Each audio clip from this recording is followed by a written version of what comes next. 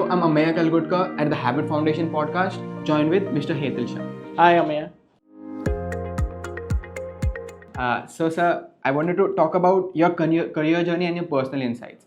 Across your years in the industry, what would you say your journey has been like, and what personal insights have you drawn from it? Okay, so let's put it like this. I cleared my Vivekanand journey, let's put it like that, from Polytechnic in 93, and then I started my career as an engineer. I moved from an engineer to sales profile. So I started as a hardware engineer. In those days, we used to have those 808880. So those desktops which we used to repair and sell and all. So I was doing that kind of a job. I did not like it. I moved to sales. And then the rest of the career has been sales. The reason why I moved to sales is because I did not like what I was getting out in the market. Okay. This is going to be a hard talk. So I hope you guys are ready for it. So it's like this. Those days, we are talking about 94, 95. We have done engineering, right? And then say, if somebody says, sir, engineer की जगह पे अगर वो आपको बोलते हैं, sir, वो आ गया है, वो मैकेनिक आ गया है, sir, कंप्यूटर का मैकेनिक आ गया, it would hurt. And I said, ये respect नहीं चलेगा. Who was getting respect? The sales guys. So I changed my career. And I went into sales of IT products. I moved, worked for various corporates. Over a period, I moved into various segments. I did my PG from Wellinkas. And in the midst of that, I ventured into a technology of energy, which is called Pranic healing. And in 2013, I gave up my corporate job. I was head sales for a software company. And I said, bas ho gaya. And I started my own setup where I professionally heal and I teach pranic healing. That's what I've been doing for 22 years now. Okay, so that's a small journey of me getting into one learning. Never be afraid of changing your career. Okay, you may start with something and after a few years you may realize this is not what I want, and you should not be afraid. Okay, I started as an engineer. I changed my profile. I changed my verticals, okay, from an IT company to a travel company to a software company. Acquire a skill and then build the career. If you can sell a pin, you can sell a plane. Okay, I am a living proof. I moved on from job to business and we've been successful in that. As long as you can sell, you can do everything. So the key learning has been never be afraid of changing your job midway or stream or path midway. Never too late. Sir, you talked about changing verticals. So changing verticals can be stressful and a big leap for many people and a leap of faith in some ways. So how does one take that leap of faith and how did you take it? So most often the leap of faith is not leap of faith, is how marketing would pay. I would put it very simple way. जब पानी यहाँ तक आ जाता है, वो leap of faith automatic आती है. When your job is going to be so stressful and you cannot take it anymore, you will be tired of your boss and the peer pressure. You will say, "Arey, bas ho gaya ye." So that leap of faith automatically happens. But in language, people will call it leap of faith. Okay, surely. Sir, I would like to talk about your career milestone as like what is a defining moment in your career, as you would say. As one point you felt this is the defining moment of yes. So 2013 when I decided to quit my job, call it quits, bas ho gaya, and I took up leap of faith to venture as a business in taking up pranic healing as a profession. That was the turning moment for me. Everything changed because I had a high-paying job. Okay, I was making good money and good incentive. Traveling international 4-5 times a year, sab hai. Everything that you can ask for is there. And from that point, when you decide, okay, sab chhodte hain, let's get into something else. Start from zero. Turning moment. So I wanted to talk about your own entrepreneurship. What drive you would say that you had that led to all of this? So the drive is like this. You know, सबसे बड़ा चीज है need. What's the need? You know, we had the session in the morning and they said, you know, try to solve a problem. When you have a problem and you solve the problem, you will get the money. You know, the investors will give you money. You try to solve a bigger problem. However, you want to venture into business, first you will have to find a problem inside which you are trying to fix. Do you even know why do you want to earn money? Why do you want to earn money? So to have a comfortable life for me and my family. If that is good enough for you, you will have a comfortable life. Now, how big is that desire will define how big you will become. So a big desire and a big I want to do something is that drive, you would say. Yes, Like sky is the limit. the sky is the limit. Surely. But how big do you want to become will define how big is your problem or the need inside. You know, I can be happy driving a Wagoner, right? It is still a car. I can have a one-bedroom apartment and I can be happy. Right? If you're living in Mumbai and if you have a house of your own, for example, 40,000-50,000 rupees is good enough for you to live a happy life. But it may not be your need. So need will define how big do you want to become. So first, identifying a problem within. That problem within will help you find a problem outside, and that problem will fix and fulfill your need. It's always boiling down inside. Sir, talking about entrepreneurship, what does a good startup differentiate between a bad startup? Like, what are the key insights that you could tell that these are identifiers as to this is good and this is not as much? Can you reframe the question? What is the difference between a good and bad startup? So if you ask me, I have 7 failures in my life before. This one became successful. Okay? If that's how you understand, there is nothing which is called as a bad startup. Not at the right time, I guess. No, it's not about timing. It's all about each startup will teach you something. If you fail, if you think you failed, you failed. Okay? For the best quality of an entrepreneur is the ability to fail, learn, and then move on to another project or another business. That's why he is an entrepreneur. The ability to take risk of failure. That's your biggest risk. That's it. The difference between a person who does a job and a business is the ability to take risk. The one who is doing 9 to 6 is happy to get the salary on the first of the month, and that's it. For an entrepreneur, that may not be the case. That's the risk you take. That's it. So there is nothing which is called as a bad startup or a bad failure. You will have learnings in each activity that you will do, and when you fix them, you will progress.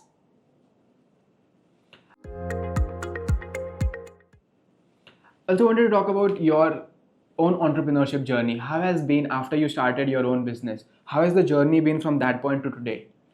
So once you move, for example, just to give you a perspective, when I quit my job, it was 20 years of WorkX, and I was almost in the highest position you can get in terms of designation. I was head sales or VP sales kind of stuff, right?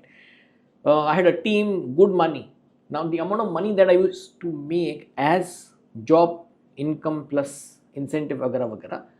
When I started my job business, it was starting from zero. You know, in 3 years, I made more money than I was making after 20 years of job. That's really something. Yes, but are you willing to take the risk? Okay, and we have never looked back. So that's astonishing achievement. Yes. How does that feel like? You said that. How is quitting your job a bigger milestone than actually achieving this? No, because when I quit the job, it was the most toughest decision of my life. That was the spark, I guess. That is that junction where I said, अभी ये करेंगे. Right? पैसे तो कमाने थे, वो तो आने ही थे. Earning money is never the challenge. Earning money is never the problem. For the one who is willing to put in the effort, okay, earning money will never be a problem. Also, talking about your own business, How was the initial start like, and how did you scale it to the level that it is today? So with every, so again, when you go back, you will have to go through a lot of analysis. Okay, so you will have to use technology, right, which will give you data. Okay, it is telling me, okay, where am I getting more customers from? Okay, and then you keep on improvising. Okay, initially when I started, I found that I had one big customer. Again, don't think that entrepreneurship will not have challenges, right? So when I started my journey, I found that my income was irregular. Okay, some weeks the income, because the customer flow is high, some weeks the income is low. So the months had spikes of income. Okay, when I say I made more money, it is annually. But if I have to stretch my whole year, and you have spiky income, that's where the problem is. So when I did analysis of data, I realized that this cannot work. So I changed my model. I got into corporate. Okay, when I got into corporate, I found one big customer, and that one big customer gave me 90% of business. Okay, I was really happy. I had consistent income coming in like salary. Every month the corporate is giving me business. Okay, and that regular income which was still coming became only 10% of my income. Big mistake. 2 years later the corporate decided we will go with somebody else. Okay, and that's when I realized diversification is the key. You cannot have one big customer who will give you major business. That's another key learning. So yes, in trying to fix that, it will only happen as you grow your business. In your quest to growing, you will go through these challenges based on the kind of business you are into. So every business is unique. And then after these two big learnings, then I started. So I need this, I need this. I cannot eat apples every day. I cannot eat roti sabzi every day. I also need, some days I need pizza, and some days I need pani puri. And of course, when the season of mango comes, yes, we will have mangoes. So that's diversification. You diversify too fast, too early, it will be a chaos.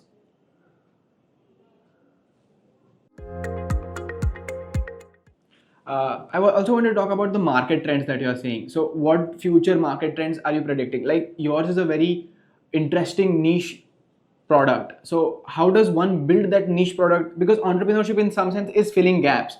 So, how do you identify those gaps, and how do you then go about filling those gaps? So, okay, let me fill in with what is niche. Okay, so in 2003, when I identified what I do, which is called Pranic healing, it was unheard of. Okay, a technology which was not heard of. Pranic healing is an alternative medical therapy in which we heal physical, emotional, mental challenges which people go through. But I could specialize into healing of businesses and corporates. Okay, now that is my journey of specialization. You will be able to, if you keep your eyes and ears open, you will be able to find that niche. Okay, to find the niche, you need an open mind. So, constantly keeping an ear to the wall is very important. Because if you say, yahi segment mein main dhundunga, yahi market mere ko chahiye, yahi, and you will put blinders in front of you, it becomes very difficult. So, able to rapidly change your domains and rapidly understand the market, and being a generalist is very important. Initially. Okay. When you start, initially, yes. Like, until I found my niche of sales, for example. I started my career as an engineer. I did this, I did that. Nahi maza aaya. By the way, in between, I also tried to become a software engineer. So I went to, those days, the big thing was C++ and Visual Basic. So I did all of those things also. It didn't work out. I could never become a software guy. It was not my skill. But I tried. And finally, when I found sales, then I just moved on. Sir, I would also say that sales is your big pitching point. So, how did you learn the art of sales? On the job. On the job. I am not a sales guy. I learned it on the job. So every person, I believe, every human being has an inherent quality. I am a natural sales guy. Okay, you will have your own niche, and everybody who hears will have their own niche. Then that which is inherent quality in themselves, which they do not have to develop, they just have to polish. For example, if somebody is good at cooking, right, they are good at cooking. You ask them to sell, they may not be able to sell, right? For example, there is somebody who is good in coding, right? They will code, they will be good at that. They cannot sell, they cannot do hiring job, right? You have to identify that niche in yourself. Once you identify, you polish. So what was that light bulb moment that made you feel that sales is my niche, sales is So my when I thing? used to go from my client to client, when I was as an engineer, right, and when I would interact with them, I would start solving their problem, which are not hardware or software related. So I'm giving them saying, अरे अच्छा आपने ये क्यों नहीं किया? अरे हाँ ये आइडिया तो अच्छा है तुम्हारा. And over a period of 3-4 years, I realized that I'm solving their problem. Sales is the art of solving a problem for somebody, right? Yes. So the moment you learn the art of solving someone's problem, you are already selling. Then you just fix it. So problem solving and conversational acumen is two things that are very important. Yeah. So for a salesperson, solving a problem and the art of communication are two key skills which every salesperson needs to have. If you can sell anything, but if you cannot talk properly, not good enough. Sure. Sir, I want to talk about your own business as to how did you apply the idea of pranic healing to businesses as a whole? How does that work? So, for example, let's say habit. Okay, habit. This is the first year. In first year, you identified after the habit event is done, and when you will sit, the board will sit and they will say, okay, these are the areas in which we found challenges. Okay. Now let's assume habit is going to be a company, right? So when the company grows, they'll say, "Arey, we are finding it difficult to recruit people. People are not joining our company." Problem. You find that you have people are joining, but they are quitting. There is a retention problem. You have customers, but the customers don't pay on time. So there is a collection problem. So every company will have a different problem. When I was doing my 20 years job, I identified that corporates have these kind of problems. And it is not always that by doing things that they are able to fix. You can do things like HR can keep doing rounds of interview, but people are not coming. What is preventing them from getting people? And when with my knowledge of pranic healing, I identified that there is a problem of energy. When you fix the energy, the problem gets solved. So can you tell me an example of how energy was broken at a system and how it got fixed later on with your involvement? So, for example, I have a client right now. Let me give you present examples. The old examples are not really valid. So, right now I have a client and he is into business training and coaching program. Okay. So, what do? They run Insta and FB and Google ads. Okay. YouTube ads, and they get customers. The customers will come and they will realize a coupon code. So there is a coupon code given. They will get a program ka entry, which is like a 3-hour free webinar or whatever. Right? From there, they will actually sell their product, which is a training and coaching program. Okay. When I was consulting them, they told me that there are challenges. What are the challenges? Number one, the people coming in, the quality has dropped. So the kind of quality crowd that they were attracting 2 years back is not the same. Because the quality has dropped, the number of people enrolling for the programs have dropped. Problem number one. Problem number two, the number of people up. So you have, if you understand the click, you understand all those logics, right? Yeah, I do. So you have the image. So there is an impression, and there is a click, and then follow-ups, right? That's how the Google and these guys give you data. So the impressions are reducing, the clicks are reducing, blah blah blah, and then eventually the number of people are reducing. That was second problem. Third problem is people are not coming for the event even after paying money. So you've paid money, but you don't come on the webinar. If you don't come, so for example, I have 1,000 people who sign up, but only 600 come. Now 400 missing, which means if my conversion rate of sales is say 10%, then of 440 तो ऐसे ही निकल गए, तो मेरा cell तो ऐसे drop हो गया. Now how do you fix these kind of problems? So when we started healing, which is about few months back, so the number of impressions improved, number of clicks improved, number of people registering improved, people presenting in the program improved. So from 600 they have now hit about 800. So with the healing, which is very ambiguous for them, right? आप क्या कर सकते हो? You don't even know who is watching your ad. How will you fix the problem?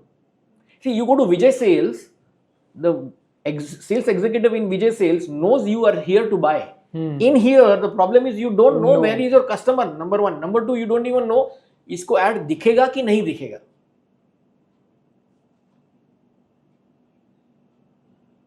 So then when we fix the energy, the problem started getting solved.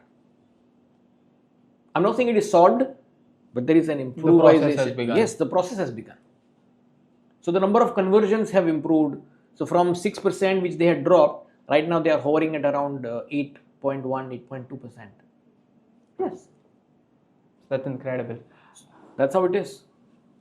So thank you so much for having. Pleasure. Thank you so much, Amaya, for your time. Yeah, sir.